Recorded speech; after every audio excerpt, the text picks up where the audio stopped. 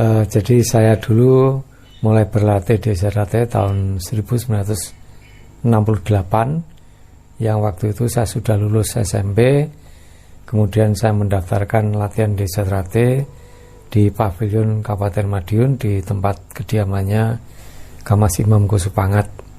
Saya latihan minggu pagi di kelompok tanggung, kemudian bersama dengan latihan siswa putri. Kemudian saya baru naik lagi dari tanggung ke remaja, remaja ke dewasa. Dulu ada kelompok itu, ada kelompok latihan anak-anak, tanggung, remaja, dewasa, itu baru bisa mengikuti pengesahan. Saya latihan 68, tahun 70 mau disahkan, belum bisa, ditunda lagi, 71 ditunda, akhirnya baru tahun 1972 saya bisa disahkan dari warga SRAT. Dan setelah disahkan dari warga SRAT, saya aktif di kegiatan SRAT, yaitu mulai saya ditunjuk menjadi atlet pertandingan di IPSI waktu itu. Dan dulu pertandingan tidak menggunakan body protector, ya kita hanya menggunakan kain mori, yang kita pakai itu sabuk itu, ya jadi tanpa pelindung tubuh, tanpa body protector, tanpa menggunakan sarung tangan, tidak, ya sudah, hanya itu aja. Kemudian panggungnya juga tidak di bawah, di lantai, tapi di atas, pakai panggung yang tingginya hampir 2 meter.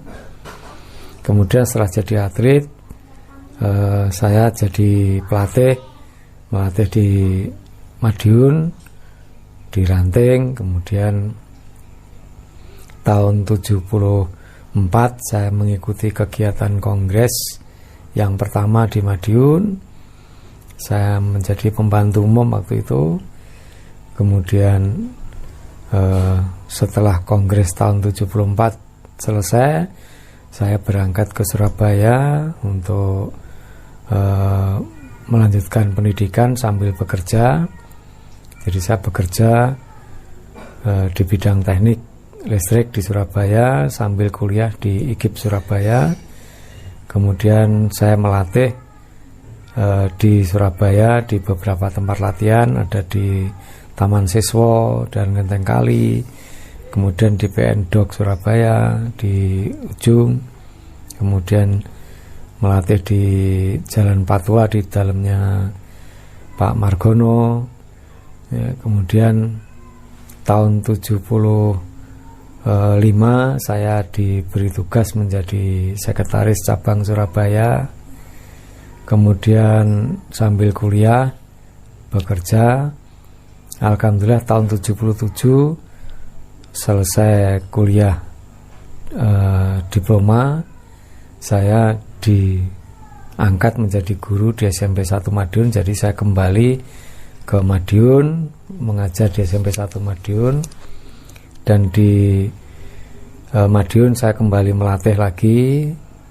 Ya, tahun 77 saya melatih di Ranting Dolopo, Ranting Kebonsari, kemudian juga diminta melatih di cabang Ponorogo. Dan akhirnya pada tahun 77 itu ada panggilan tes tingkat 2, dan kebetulan yang dipanggil itu ketua cabang Ponorogo dan ketua Dewan Ponorogo, yaitu Mas Mukirin dan Mas Diarto. Dan setelah latihan saya diajak oleh beliau berdua pergi ke Madiun ke dalamnya Mas Imam.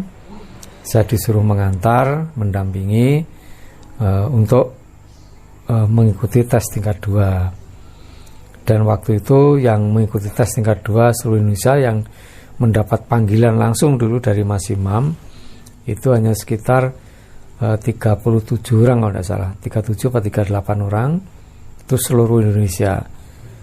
Nah, Ponorogo itu yang dipanggil hanya 2 orang, saya tidak ikut dipanggil. Namun ketika saya menunggu beliau tes belum dimulai, saya ada di luar.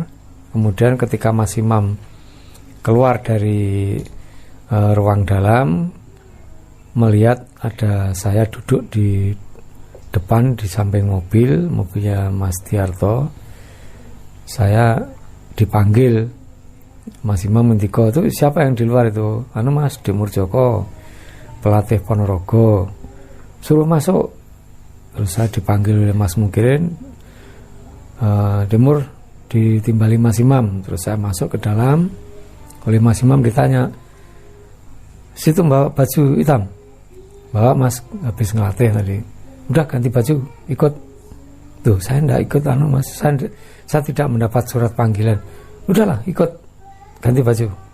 Nah saya kaget, saya disuruh ikut tes. Akhirnya saya ikut tes dari mulai senam jurus dan sebagainya. Kemudian tengah malam sekitar jam 1:30 itu dilepas oleh Mas Imam, jalan keliling Kota Madiun tapi tidak boleh bicara, membisu. Di tengah perjalanan itu kita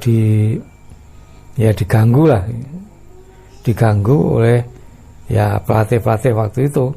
Ada Mas Maji dan sebagainya, Mas Tarto, Mas Maji, Mas Isbiantoro, itu di tengah jalan mengganggu kita yang sedang lewat, dan lewatnya tidak bersama-sama, hanya dua orang itu. Nah, akhirnya kurang lebih jam 4 pagi sampai di kediaman Mas Imam kembali, dan habis itu Mas Imam mengumumkan yang lulus ini. Ternyata yang lulus waktu itu hanya 21 orang. Loh, nama saya disebut. Saya juga kaget, saya protes. Loh Mas, saya kan tidak ikut tes Mas. Saya tidak ikut mendapat surat panggilan, kok saya diluluskan. Malah Mas Mukirin, Mas Diarto tidak lulus, ketua cabang, ketua dewan tidak lulus, malah saya yang diluluskan. Saya, Mas, nggak enak Mas saya. Terus Mas Diarto, Mas Mukirin, udah Demur itu sudah rezeki penjenengan, udah terus saja, enggak apa-apa. Akhirnya saya terus berlatih. Alhamdulillah tahun 78 saya disahkan tingkat 2 bersama dengan 21 orang dari seluruh Indonesia. Bersamaan itu pula Mas Maji disahkan tingkat 3 oleh Mas Imam. Mas Maji disahkan tingkat 3 di dalamnya Mas Imam di Pavilion Kabupaten. Setelah itu ganti Mas Imam dengan Pak Badini waktu itu mengesahkan tingkat 2 saya dengan teman-teman itu di dalamnya Mas Maji di Jalan Ahmad Yani. Jadi pengesahan saya itu di dalamnya Mas Maji di Jalan Ahmad Yani. Nah, kemudian setelah itu dilanjutkan mengesahkan tingkat 1 warga baru di gedung Balai Desa Rorombo. Itu cerita dulu semikian itu. Jadi saya berangkat tingkat 2 itu justru dari Ponorogo karena saya sebagai pelatih Ponorogo waktu itu. Kemudian dalam perjalanan waktu saya mengikuti kongres lagi tahun 77. Kemudian ditugasi menjadi pembantu sekretaris. Ya, kemudian Mas Imam diangkat menjadi ketua Dewan Pusat, Pak Badini menjadi ketua umum pusat, Mas Maji menjadi ketua 1 pusat, Mas Isbiantoro itu menjadi sekretaris umum pusat. Kemudian tahun 81 diselenggarakan Mubes, jadi istilah kongres diganti Mubes. Di Mubes 81 inilah Mas Imam tetap diangkat menjadi ketua dewan, Pak Badini yang tadinya ketua umum diangkat menjadi wakil ketua dewan, Mas Maji yang tadinya ketua 1 pusat diangkat menjadi ketua umum, dan saya ditugasi menjadi sekretaris umum. Mas Isbiantoro ditugasi menjadi ketua 1 pusat. Ada Mas Singgi juga masuk menjadi jajaran ketua di pusat. Saya menjadi sekretaris umum. Kemudian tahun 85 diselenggarakan Mubes lagi. Kemudian di Mubes tahun 85 ini Mas Imam tetap ketua dewan, Pak Badini wakil, Mas Maji tetap ketua umum. kemudian saya tetap sekretaris umum, kemudian yang lain masih tetap, Mas Isbiantoro, Mas Inggi masih menjadi ketua di pusat. Kemudian tahun 87 Mas Imam meninggal, ditunjuklah Pak Maroto sebagai PLT, ketua Dewan. Kemudian tahun 91 diadakan Mubes. Disitulah saya diangkat. Waktu Mubes 91 ini Mas Maji diangkat menjadi ketua umum pusat, masih tetap. Nah, karena Pak Maroto menjadi PLT, maka di Mubes 81 Pak Maroto ditetapkan menjadi ketua, tapi Dewan Pusat diganti nama menjadi Dewan Pertimbangan Pusat. Mengapa? Karena Pak Maroto masih tingkat 2, Mas Maji ketua umum tingkat 3. Akhirnya istilahnya diganti Dewan Pertimbangan Pusat. Kemudian ada Mubes lagi tahun 2000, Mas Maji diangkat menjadi ketua Dewan Pusat dan sekaligus menjadi ketua umum pusat. Kemudian saya menjadi ketua satu pusat, ya. Kemudian ada perjalanan waktu lagi tahun 2008 diselenggarakan Rapimnas, di mana cabang-cabang seluruh Indonesia hadir. Di situ disepakati ditetapkan adanya anggaran dasar anggaran rumah tangga tahun 2008. Kemudian saya menjadi ketua satu pusat dan juga merangkap menjadi anggota Dewan Pusat tahun 2008. Tahun 2014 itu Mas Maji menyerahkan jabatan ketua umum pusat kepada Mas Richard Simorangkir. Kemudian Mas Maji hanya sebagai ketua Dewan Pusat. Kemudian Mas Richard Simorangkir hanya menjabat selama 7 atau 8 bulan. Beliau meninggal. Nah, setelah itu Mas Maji menunjuk yaitu Mas Arif Suryono ini sebagai ketua umum pusat sampai dengan Parapatan Luhur. Itu bunyinya SK seperti itu. Nah, kembali ke diri saya, setelah saya disahkan tingkat 2 tahun 78, alhamdulillah saya tahun 81 ada program tingkat 2. Saya ditugasi menjadi asisten pelatih oleh Mas Imam, ditugasi menjadi asisten pelatih ya, karena saya menjadi sekretaris umum. Kemudian ada program tingkat 2 lagi tahun 84, itu saya juga masih ditunjuk menjadi asisten pelatih, juga merangkap sebagai sekretaris umum. Ya, itu yang disahkan ya, termasuk ada Mas Sakti Tamat, Mas Wilis, itu ya, itu angkatan tahun 84, Pak Winarso, itu semua hanya ada 16 orang kalau tidak salah.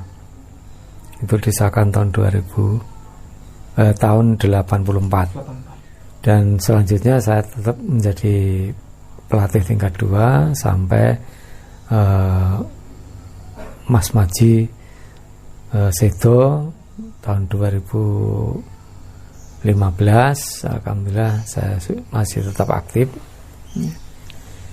Jadi pengalaman saya di Satrate, saya tidak langsung menjadi ketua umum, tidak, namun perjalanan saya dari bawah, dari pembantu umum, kemudian menjadi pembantu sekretaris, menjadi sekretaris umum, dan akhirnya tahun 2016 ketika diselenggarakan Parapatan Luhur di Jakarta, saya ditunjuk oleh Majelis Luhur waktu itu menjadi ketua pelaksana harian. Kemudian pada saat diselenggarakan Parapatan Luhur tahun 2017 di Madiun, saya diberi amanah oleh cabang-cabang menjadi ketua umum pusat sampai saat ini. Tentunya semua itu bagi saya adalah merupakan satu pengabdian saya kepada organisasi Esatrate ini. Jadi saya punya keyakinan selama kita ini mengabdi kepada organisasi Esatrate ini dengan tulus, ikhlas, tanpa pamrih, kita pegang kejujuran, keluhuran budi, insya Allah Tuhan Yang Maha Esa akan memberikan jalan, akan menunjukkan jalan pada kita yang sebenar-benarnya.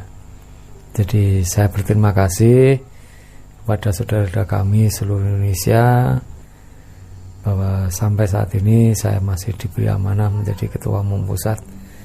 Tentunya kami punya tugas, tanggung jawab dan kewajiban bagaimana yang pertama carut marutnya Esatrate saat ini bisa segera selesai dan Esatrate bisa kembali menjadi guyub rukun sehingga usaha kita membesarkan Esatrate benar-benar diridhoi oleh Allah Subhanahu wa taala.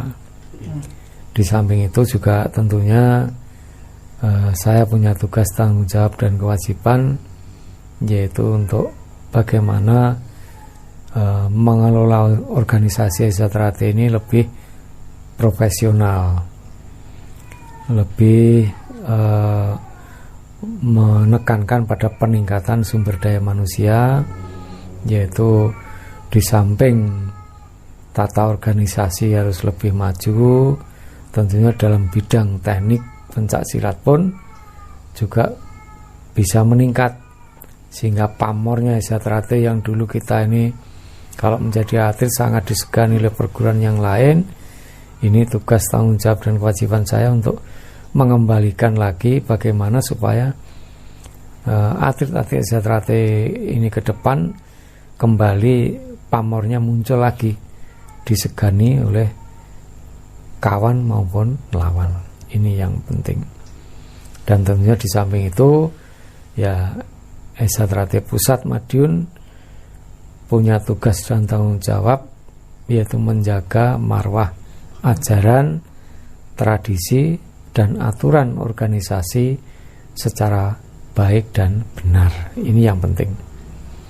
Jangan sampai marwah ajaran, tradisi dan aturan Esatrate ini dibelokkan ke arah-arah yang tidak baik hanya untuk kepentingan sesaat. Karena warga Esatrate yang sudah jumlahnya jutaan ini, yang sekarang mungkin kalau dihitung ya sudah mencapai 8-9 juta lebih, ini tetap guyub rukun. Karena Esatrate ini warganya sangat majemuk, sangat heterogen. Ada Esatrate itu ada dari Aceh, dari Sabang sampai Merauke. Ditinjau dari latar belakang kehidupannya macam-macam. Jadi sukunya ya macam-macam. Suku apa ada, kita ada. Karena Esatrate alhamdulillah saat ini setiap provinsi yang ada di tanah air, 34 provinsi ini sudah ada cabangnya Esatrate, meskipun belum merata. Cabang kita saat ini yang mengikuti Persaudaraan Esatrate Pusat Madiun saat ini sudah mencapai 320 cabang di seluruh wilayah Indonesia, dan di luar negeri kita punya cabang khusus yang jumlahnya sampai detik ini ada 28 cabang khusus yang kita punya. Tentunya semua itu adalah keberhasilan kita bersama. Saya tidak mungkin bisa melaksanakan tugas dan pengabdian saya tanpa didukung oleh saudara-saudara kita yang lain. Ini yang penting. Jadi mari kita harumkan nama Esatrate ini, kita jaga agar harkat martabat, nama baik dan kehormatan Esatrate ini tidak tercoreng oleh ulah dari beberapa oknum warga Esatrate yang mungkin belum memahami apa maunya Esatrate hadir di tengah-tengah masyarakat ini, supaya Esatrate ini bisa menjadi satu organisasi, satu perkumpulan yang bermanfaat bagi kemaslahatan umat, rahmatan lil alamin, ini yang penting. Nah tentunya untuk itu ya tugas kita bersama setelah kita menjadi warga ini, ya mari kita bersama-sama kita bisa berbuat untuk kepentingan organisasi, untuk kepentingan persaudaraan kita. Jangan sampai kita bertanya apa yang kita dapatkan dari Satrate, tapi apa yang kita perbuat untuk Satrate ini. Itulah yang harus kita tanamkan kepada adik-adik kita, generasi muda yang akan datang ini. Saya kira itulah saudara sekalian beberapa hal terkait dengan kegiatan saya. Jadi sampai kapanpun, andai kata nanti suatu saat saya sudah tidak menjadi ketua umum, saya tetap mengabdi pada Satrate sesuai dengan kemampuan yang saya miliki. Saya kira demikian saudara sekalian. Terima kasih atas perhatiannya dan mohon maaf apabila ada yang kurang berkenan dalam saya menyampaikan sekilas tentang perjalanan diri saya dalam mengabdi di Satrate ini. Sekian, billahi taufiq wal hidayah, wassalamualaikum warahmatullahi wabarakatuh.